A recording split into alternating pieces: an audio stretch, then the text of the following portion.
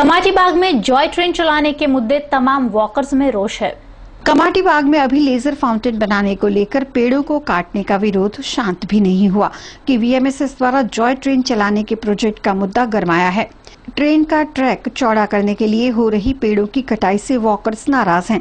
इनका कहना है कि एक विशाल पेड़ को पनपने में सैकड़ों साल लगते हैं और एक आरी कुछ ही सेकंड्स में पेड़ काट डालती है। જે રીતે આજે બાગનું મેન્ટેનન્સ ચાલી રહ્યું છે એમાં અમારો ને પબ્લિકનો એવો વ્યૂ છે કે ઝાડ તો જે આપણે નથી કરી શકતા કપાવું જ ના જોઈએ બેસિકલી, પણ એ લોકો એમના કોમર્શિયલ કામ માટે જે કરે છે એ એકદમ વાત વ્યાજબી જ નથી। કોઈનો બી ઓપિનિયન લેશો, બરોડાના નાગરિકોનો, ચાલનારો, વોકર્સનો, કોઈનો બી કોઈ બી આની સાથે સંબંધ નથી। હવે એમનો શું વ્યૂ છે એ લોકો જાણે। અમે અમારો બધી રીતે પ્રગટ કર્યું છે, બધી રીતે વિરોધ કરેલો છે, તો આ વસ્તુ તો બનવી જ ના જોઈએ, કારણ કે જે આપણે કરી નથી શકતા એવા તો દિવસો નથી કે કમાટી બાગ જેવો કોઈ બી બાગ આ લોકો નવો ડેવલપ કરી શક્યા હોય। તો જો છે એને તો મેન્ટેન કરો। આ લોકોને બીજા પબ્લિકની કોઈ ડિમાન્ડ નથી, જે છે એને રાખો અને લોકોને ચાલવા દો, ફરવા દો। का जो अप्रोच है that is totally wrong.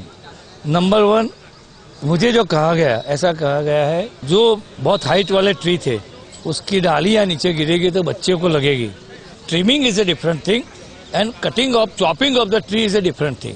If they don't understand the difference of trimming and chopping, better they should not do anything in the garden. जो trees लगे हुए हैं वो कह रहे हैं हम नहीं काटेंगे, मगर ट्रेन के जो पहिए होते हैं पहिए से कम 10-10 इंच बाहर ट्रेन की डब्बे होते हैं, 1-1 फुट हो गए कम से कम, तो उसके 1 फुट बाहर जो ट्री आएंगे वो तो काटना ही पड़ेगा। कम से कम 6 ट्री ऐसे हैं, we are exactly adjoining to the rail tracks.